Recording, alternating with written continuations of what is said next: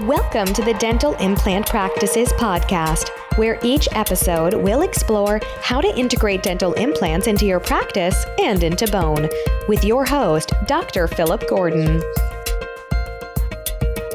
Hey guys, thanks for being listeners of the show. Go to dentalimplantpractices.com and find all of our resources. Also find us on Facebook, Dental Implant Practices page on Facebook, and go to iTunes and leave me a review on iTunes so we can help spread the message. Thanks. Welcome back to another episode of the Dental Implant Practices podcast. Today I've got a huge honor to be bringing back the second-time guest to the show, Dr. Sia Abai from, where are you at? Irvine, California? Where's the... Yeah, Irvine and Newport Beach, California. So there are a few campuses here, and actually a couple of private practices that I work with. Both of those are in Irvine and Newport Beach. Great. Now, Sia, you are a prosthodontist. Is that correct? That's correct, yes. Okay. So for people that haven't maybe listened to the first show, Dr. Abai is a prosthodontic specialist who works with Glidewell Laboratories. You are, what's your official title with Glidewell? I know you wear a lot of hats. Tell me exactly some of your titles, the things that you're doing there, and then we'll talk about what you're doing elsewhere. Sure. So officially, I'm the Director of Clinical Research and Development in the implant department with Glidewell Dental Labs, and I do wear a lot of hats. I do quite a bit of clinical research, kind of the first line of use with the products that are developed in-house. So if we come up with a product in the research and development department in the lab, which is more of a scientific lab than a dental lab, that product goes through FDA approval. And once we have the approval, I'm pretty much the first one to use these products. Myself, and also we have two general dentists, Dr. Chi and Dr. Mirsan, and we put the products through the testing in-house. Great. So you're kind of the first beta tester as things hit the floor off of Glidewell Laboratories, whether it's implants and prosthetics. So you get to see a lot of neat things and kind of test some things in your experience and give your feedback and help develop those. So that's got to be a very kind of rewarding part of your job, I would think. It is rewarding. I get to kind of work with the R&D team and give feedback and some modifications if we need to. So that part of it with the clinical research is rewarding. So you're officially the Director of Clinical Research. Is that correct? That's correct. The Director of Clinical Research and Development at the International Technology Center. So that's at the main campus there at Glidewell. So after products are cleared from the FDA, after you guys develop them, you get to implement those and test those kind of at the private practice area of the Glidewell Labs. Is that correct? Yes, that's correct. So Glidewell has, obviously, it's a big dental laboratory. And within the dental lab, we have a couple of dental clinics that we treat patients out of. These clinics are fully equipped, and we can get the patients in and test out the products and get some direct feedback for those products. So in addition to the Director of Clinical Research and the on-site prosthodontist there, you're also the Editor-in-Chief and the Clinical Editor of the Chairside Implant Restorative and Aesthetic Dentistry magazine. Is that correct? That's correct, yes. So Chairside magazine has gone through a couple of different revisions. We started out with the regular Chairside.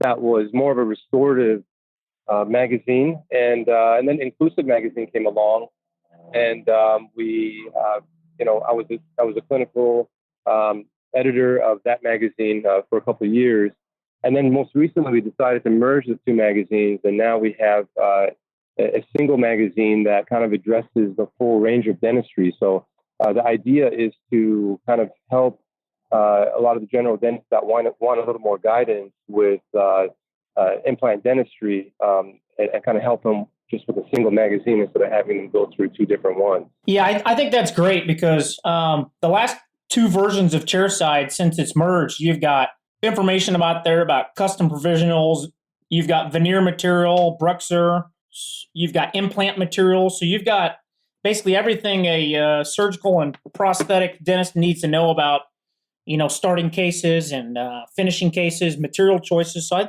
I think merging the two is probably a good idea, and then you can really just solely focus on one quality product each time. Right, and that's the direction of our field right now is to either have the general dentist provide a lot of these services in-house, or work with a surgical specialist and bring somebody into their own practices. So the model has kind of changed a little bit, and we're kind of catering to that, and trying to push along the field a little bit more into the future. I think that's really the direction that things are going. Yeah, things are kind of streamlining, and it's like, how can we remove unnecessary steps and processes? So with this Chairside magazine, you've got a nice article in there about implant spacing and selection in the posterior. So kind of tell me a little bit about the case that's featured here. You've got a patient with a missing space in the lower right. Kind of talk to me about that. Right. So actually, what I didn't show was that this was bilateral. So we only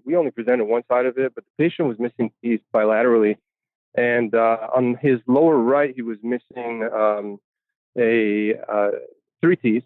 And we decided that in this scenario, we were going to do freehand implant placement.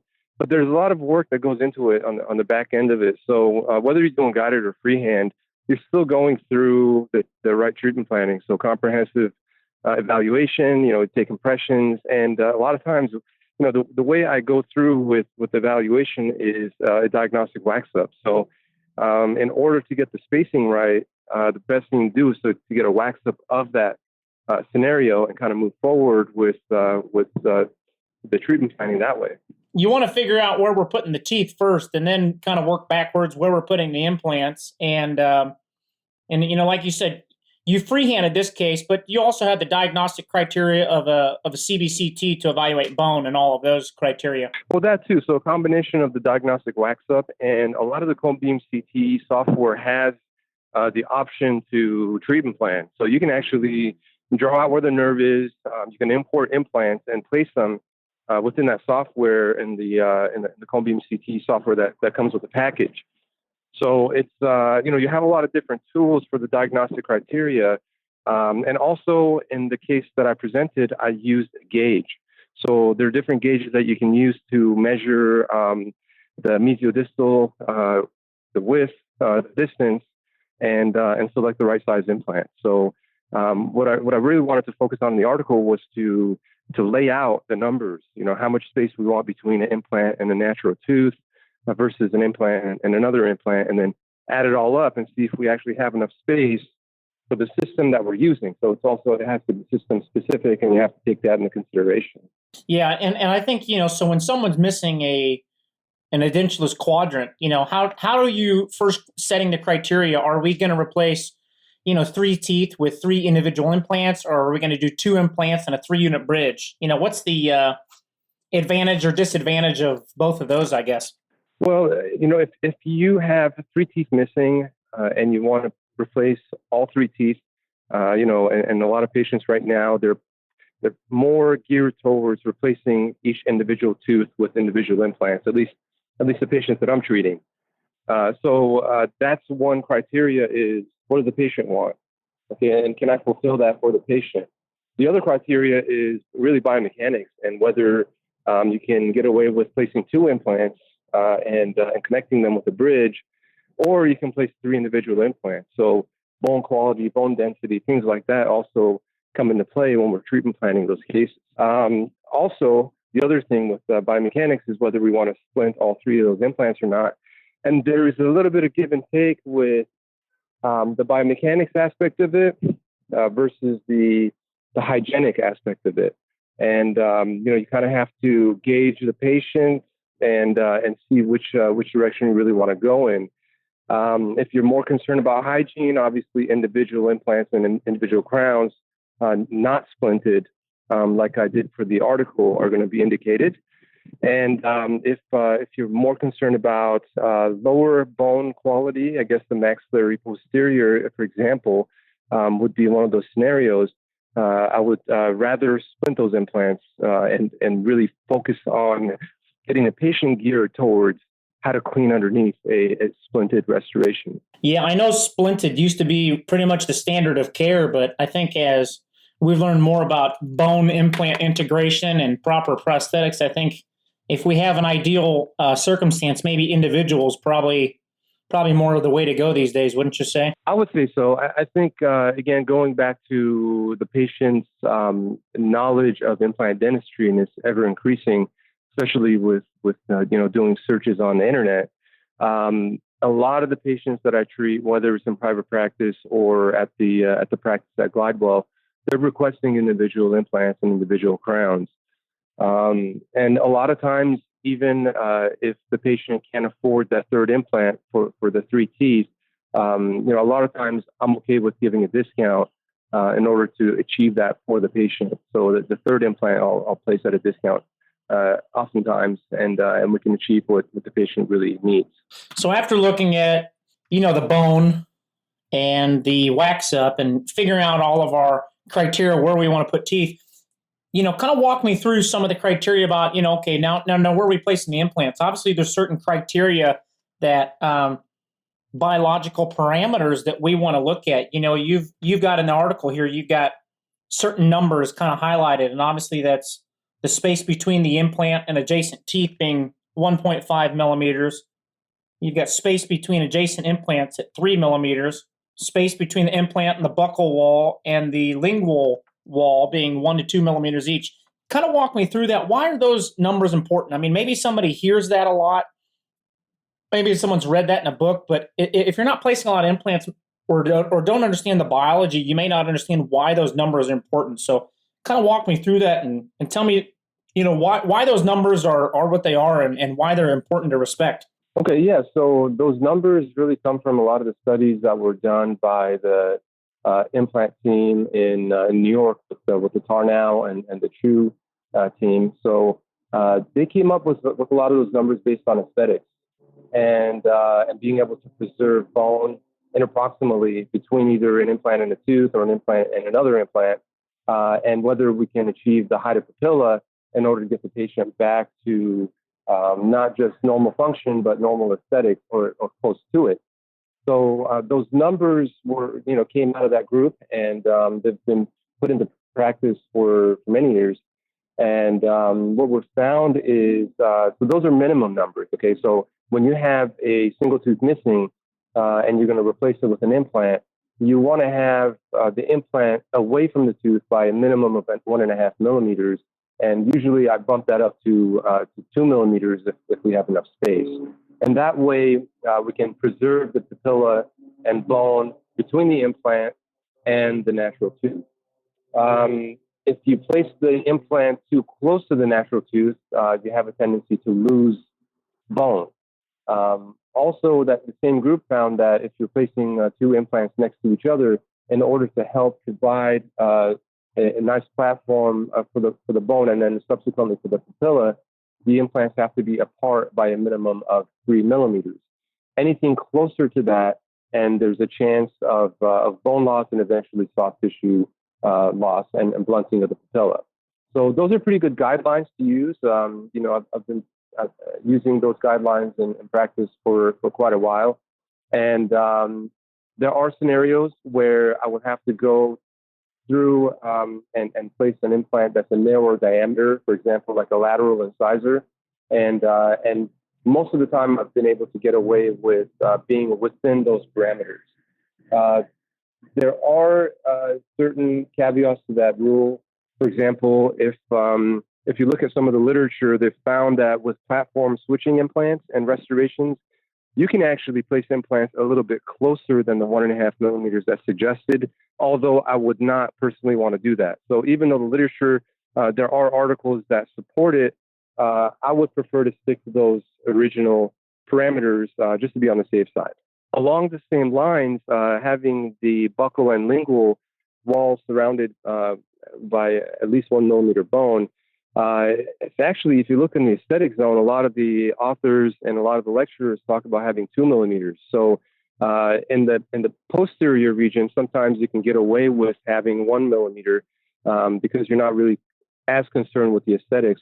But as you're going more towards the anterior, you're really concerned about losing a lot of that bone if you don't have that 1.5 to 2 millimeters of bone on the buccal of the implant. So that kind of guides you towards where to place the implant within the jaw, basically within the structures. Yeah, because we're looking for healthy, stable bone that surrounds these, so that you can have healthy, stable papillas and proper contours. And if you're trying to cheat biology, you're going to usually have a compromised result there. So definitely becomes a certain priority to look at when evaluating. Okay, I want to put in 2 or 3 implants now. Where do I space them, and what size of implants to look at? So, respecting those, that kind of working backwards, okay, thinking, all right, I've got to keep these certain distances between these anatomic structures. Now, what kind of size of implant can I use now? Is that kind of how you treatment plan some of these? Right, absolutely. So you start out with the cone beam CT scan, a good impression of the patient for a diagnostic wax up. So that's your basics. You're gathering information and you're measuring the different distances that you need. So once you have those measurements, the other thing you can request is a surgical stent, which is basically a suck down of your wax up and kind of like holes placed on top of the areas where you're going to place the teeth. So having all those tools, you can collect that information, make the measurements, and then say, okay, this area I have a certain mesial-lingual distance. What size implants can I place in order for me to be safe? So you really literally have to sit down at your desk, have the diagnostic cast and the cone beam CT scan right in front of you, and you go back and forth. If we say, okay, I'm placing a 3.5 millimeter implant, or if I need a 3.5 and a 4.3 right next to each other, do I have enough mesial-distal width in order to do that? And at the same time, as you're measuring on your cast, you're looking at your buccolingual width on your cone beam CT scan and saying, okay, is this enough room for me to place an implant and be safe within those parameters that we just talked about? And the whole time you're wanting the restoration to have an access hole to come out the occlusal so that screw retention can be ideal. So you also have to look at the angle of the implant as it sits within the bone so that it relates to the restorative phase as well. Absolutely. And within reason, so we've gone through a transformation of having a lot of our restorations being cement retained, in the past, and that transformation is now going through screw retained. And I agree with it. I really enjoy the art of having a screw retained restoration because you can control the tissue contours a lot better with the screw retained temporary, and you can transfer that information to a screw retained final restoration. Exceptions such as not having enough bone in the right place, that's going to hold you back a little bit with whether you want to do screw retained or cement retained. So there are different scenarios, but yeah. So within reason, you want to have the screw channel coming through the occlusal, and usually either through the central fossa or slightly lingual to it, so that you can create the right type of occlusion on top of these implants for the restorative phase. Yeah, absolutely. Now, when you've got multiple implants in a row, what type of impressions would you say would be the best for this case? I know for the one in your article, it looks like you use scan bodies. How do you feel about scan bodies for multiple implants in a row? And or if someone was going to do traditional tray and impression material, what type of impression abutments or system would you recommend for multiple implants? And is that different than singles? Yeah, so we've actually done quite a bit of testing with different scanners and with scan bodies. And we have found that just like anybody else out there, I've seen a lot of articles that talk about how if you have a scan of the entire arch with scan bodies, you're not going to have an accurate impression. So there have been some issues with taking a full arch impression digitally. What I've found is for multiple teeth next to each other, so a partially edentulous patient, and you're restoring, in this example, 3 implants, as long as you have reference points, and those reference points are hard tissue, like teeth, as long as you have a patient that has the teeth and you can use those as reference points in your scan, you're going to be okay. So obviously you have to scan more than just those scan bodies in the patient's mouth. You want to capture adjacent teeth. Sometimes I'll go through and I'll capture an entire arch if I need to in order to have a more accurate impression. So I'm okay with using scan bodies for multiple implants next to each other, as long as it's a partially edentulous patient and you have those reference points.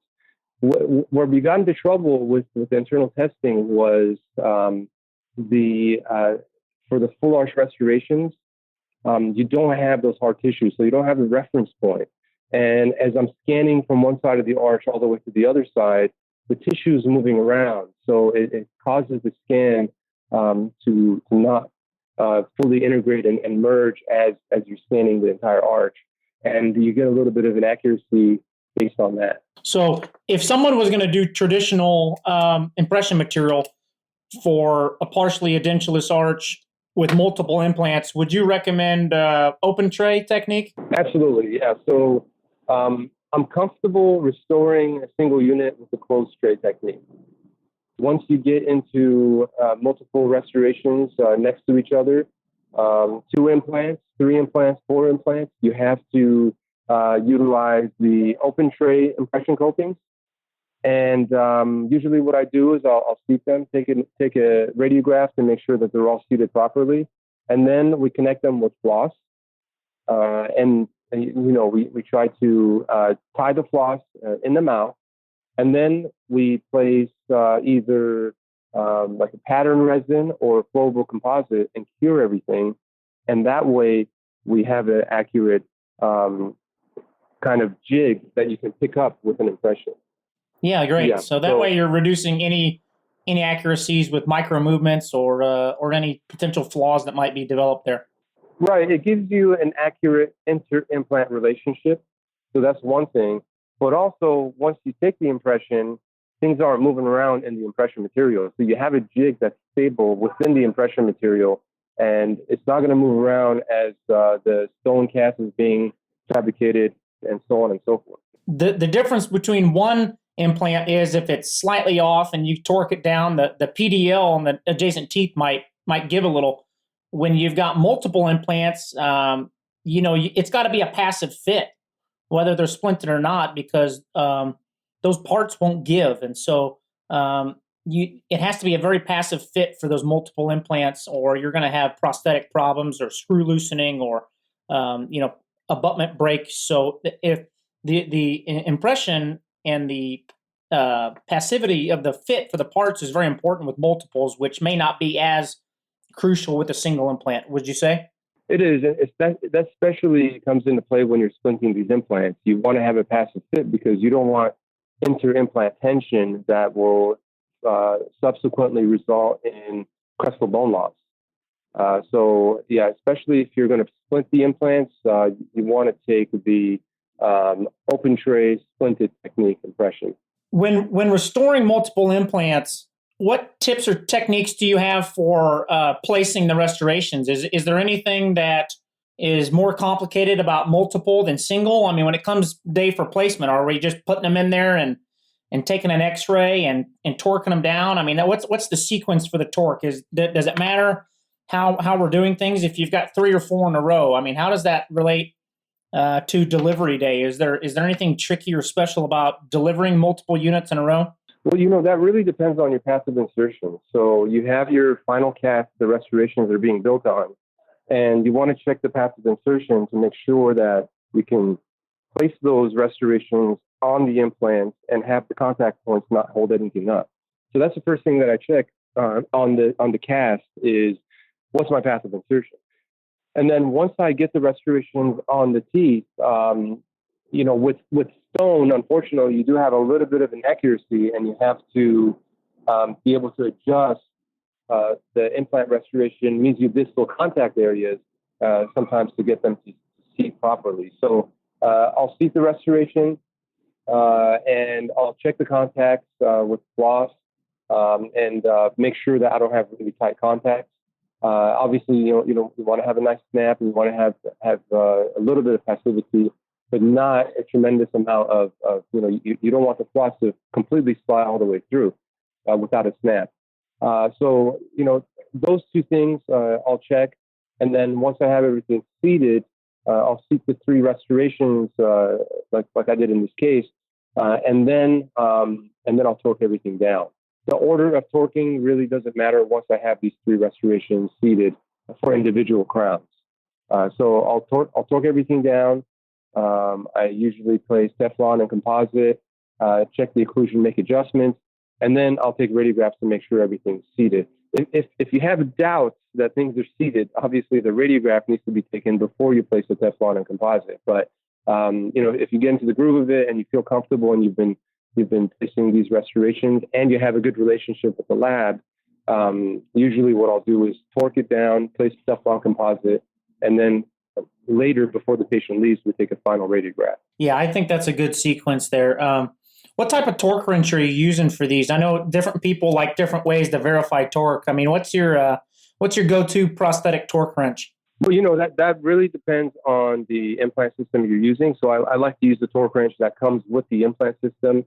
When I'm using a Hon kit, I'll use the Hon torque wrench, and it's the same torque wrench that's actually distributed by Salvin Dental. I've seen it in the Implant Direct kits. So it's a fairly common torque wrench. It's one of those dial ones where you can dial up and down and go through and torque it. And once you get to that torque, you'll hear a click, and you know that you've reached that specific torque. So the torquing is really the least of my worries when I'm placing these restorations. Most torque wrenches are pretty accurate, and I've had some good results with pretty much all the torque wrenches that I've used. Gotcha. Yeah. So I love this article. It's great. The photos you have in there are fantastic. The way that you walk through the case is superb, and I love the results. I mean, I don't think I could have planned or seen anything, that could have been any better. So I love the presentation and the write-up with that. And I know these cases take some time, so I'm really impressed with the documentation and the workup with that, and the care that it takes to document these. Thank you. Yeah, there's a lot of work that goes into it, and I work with a great team, and my assistant Nicole, we've been together for 6 years. Seeing patients, and it's almost second nature where my staff kind of knows exactly what I want, and everything's on the ready. So, once everybody's up to speed and trained, there's initial phase of going through that and making sure everybody knows exactly what your vision is.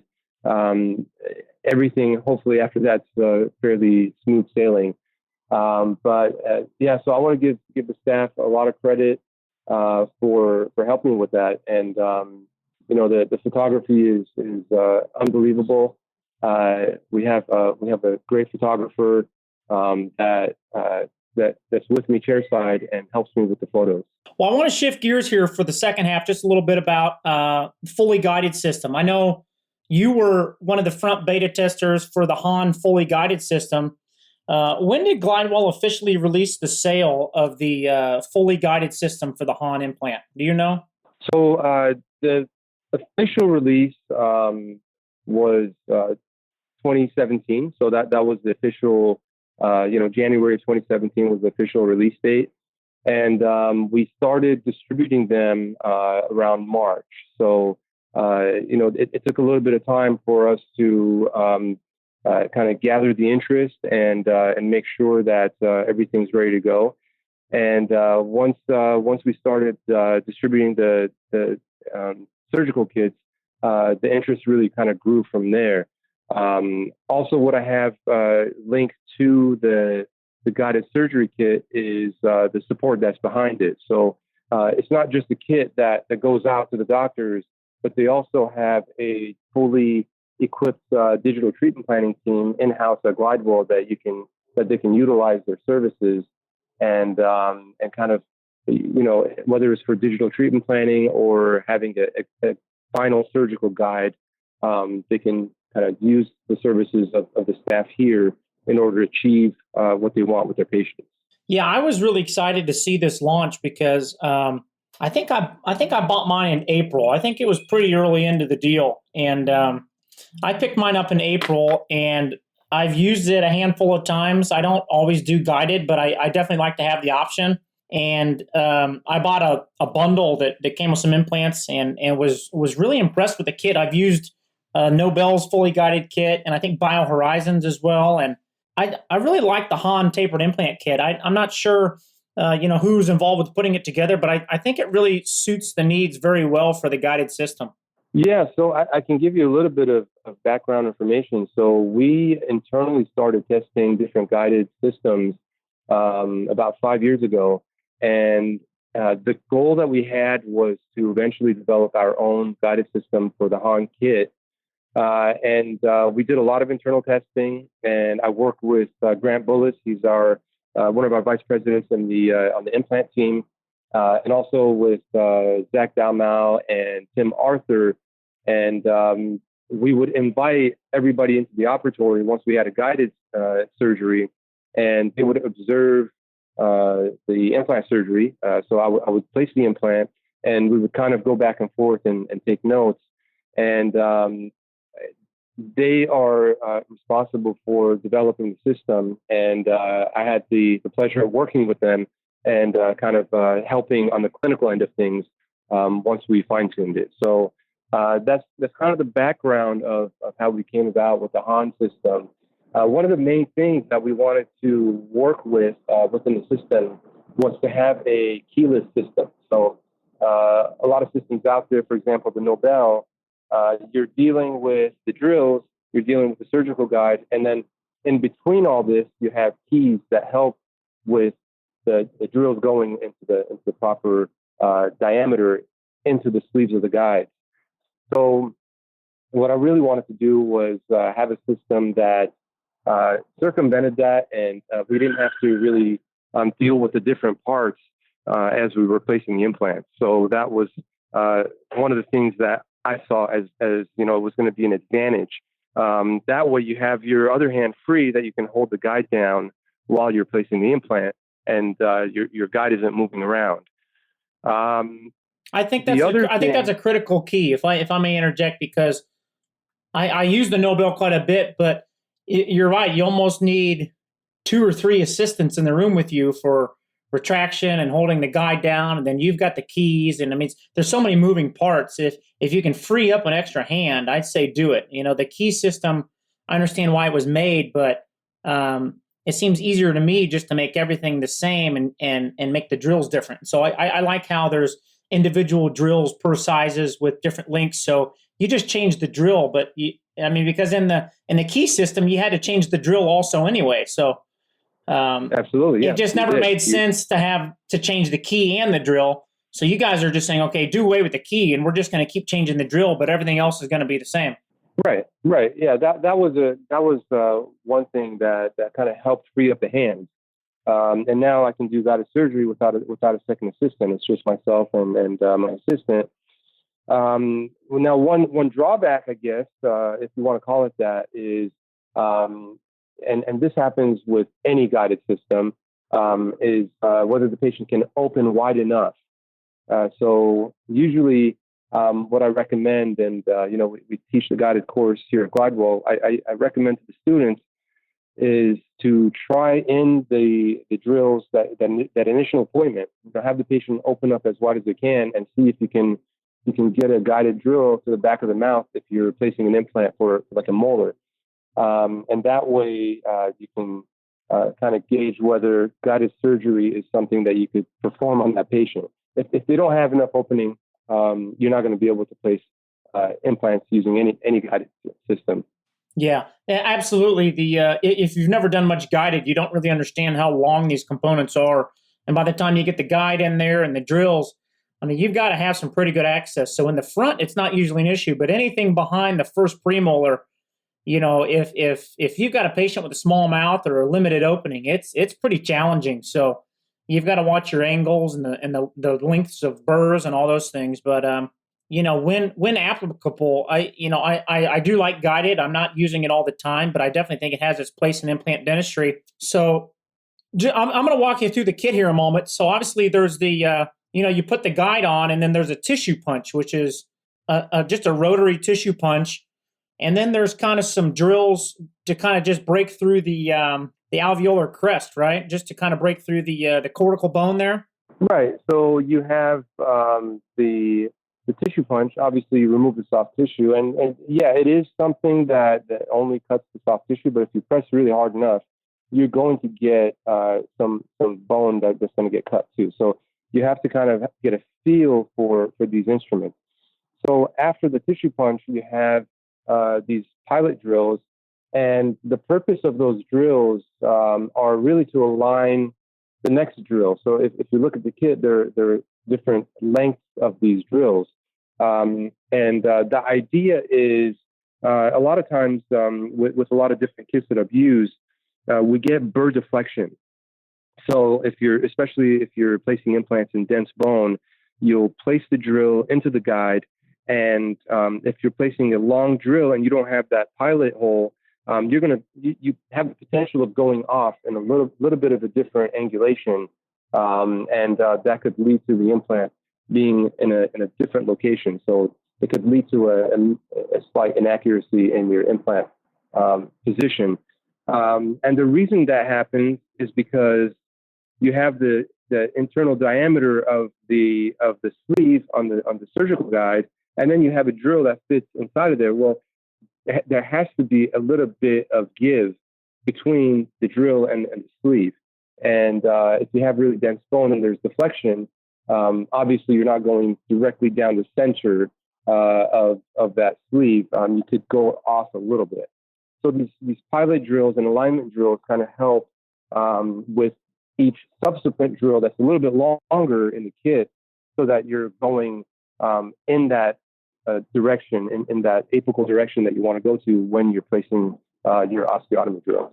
Yeah, I think that's important, because I've done enough guided systems and placements to know that, they can be off a little bit, even if you do everything perfect. I've seen some that I thought, oh, okay, well, I was a little slightly off here or there, and I didn't anticipate that. And it's usually like you're talking about, some of the deflection of those little discrepancies over a couple of drilling sequences. So I'm glad they still kind of respected the drilling process, which was a pilot hole, a larger osteotomy than the final, because you just don't want to jam the final drill in there and then crank an implant in there. It might not be where you want it. Right. Or I'll give you another example. I have quite a bit of experience with the Nobel guided kit. And once you create your hole punch and you go through your initial drilling, your shaping drills, which are the drills, especially in the Nobel replaced guided kit, the shaping drills don't engage the sleeve until you're into the sleeve a couple millimeters. So you really have the potential to cut in a different direction when you're going in. So you're actually running the drill before you're even engaged with your sleeve, and that could be a little bit dangerous, especially for somebody that's starting out. Yeah, it's not 100% accurate like maybe we would all like to believe. There's still room for error, and that's where good clinical judgment and experience come into play, but also just having a good kit and following through the steps and keeping your burrs sharp and all those things come into play. So there's different sizes per implant. So if it's an 8 millimeter, you've got an 8 millimeter drill. If it's a 10, you've got a 10. So you don't have to line up with the lines, because even with some of the Nobel ones, it's like, okay, I'm doing this guided, but I still have to look for a line.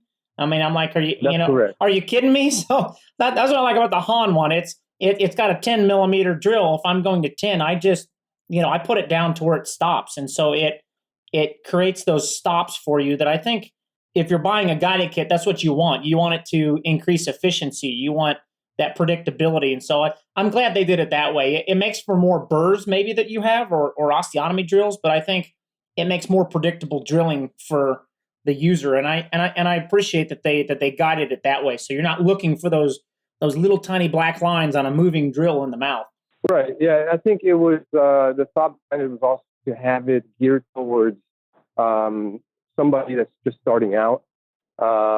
We really try to stress that guided surgery is for everyone, but you also have to know the fundamentals of implant dentistry before you get into guided surgery, or as you're going through guided surgery. So The way that the kit was designed was to kind of help even the beginner place the implants through a guided technique without a lot of room for error. So it's kind of foolproof that way.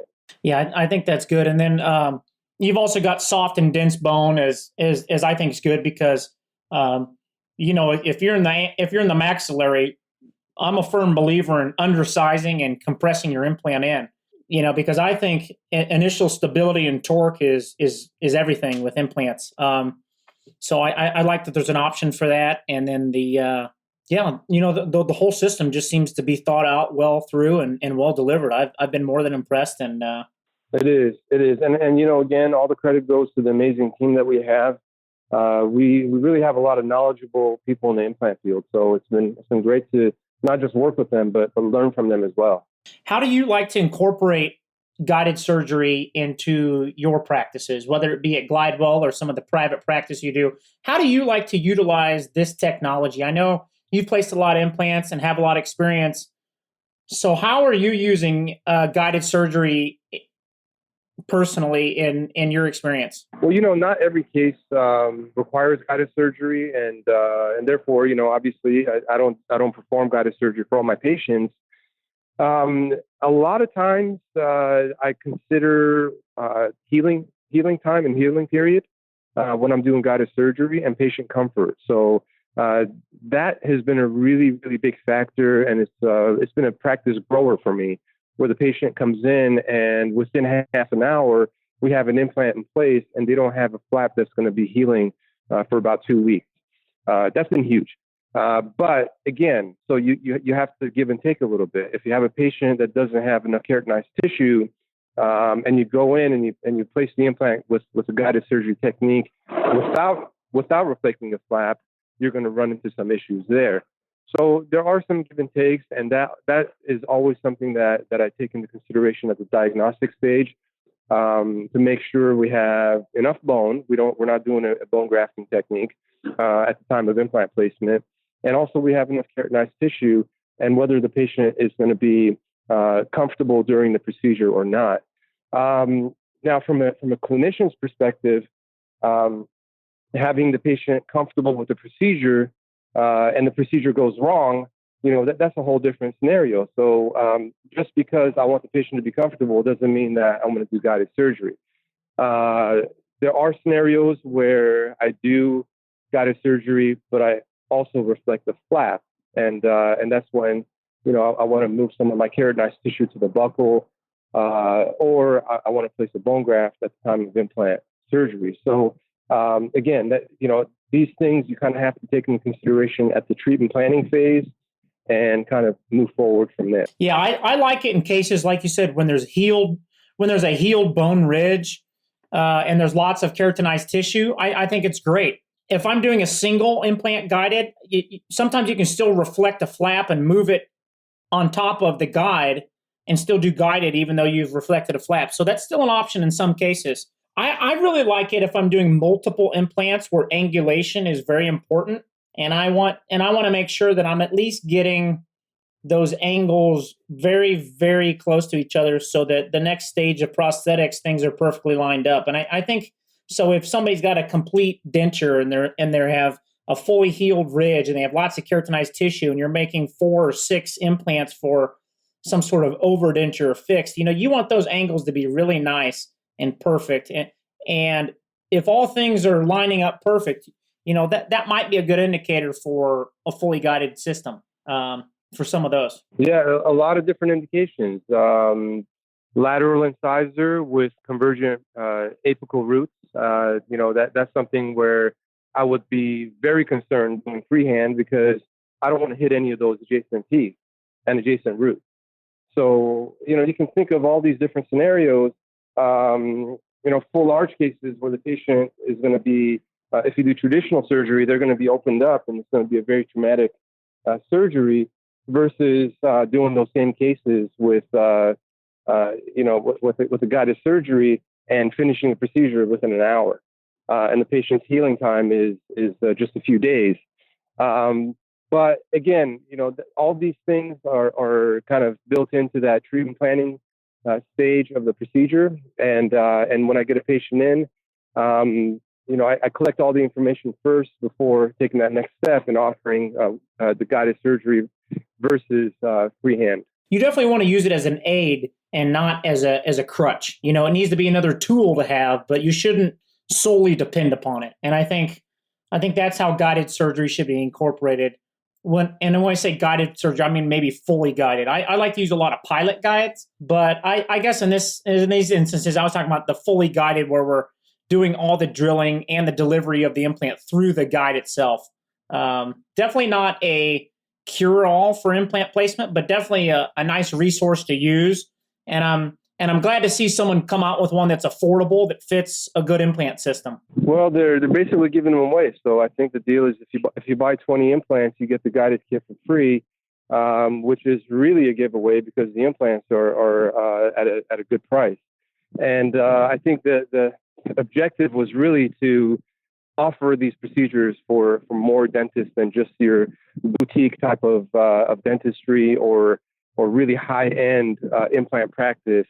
With the increase in the cost of healthcare, I think it's really nice to have these options for everyone to be able to offer them for the patients. Yeah, and it's, because I don't like the idea that implant dentistry should only be for the luxurious. In my mind, it's if things are becoming the standard of care, we need to make them also affordable and easy to implement to your practice. And if things cost too much or they're too complicated, it's just not going to happen.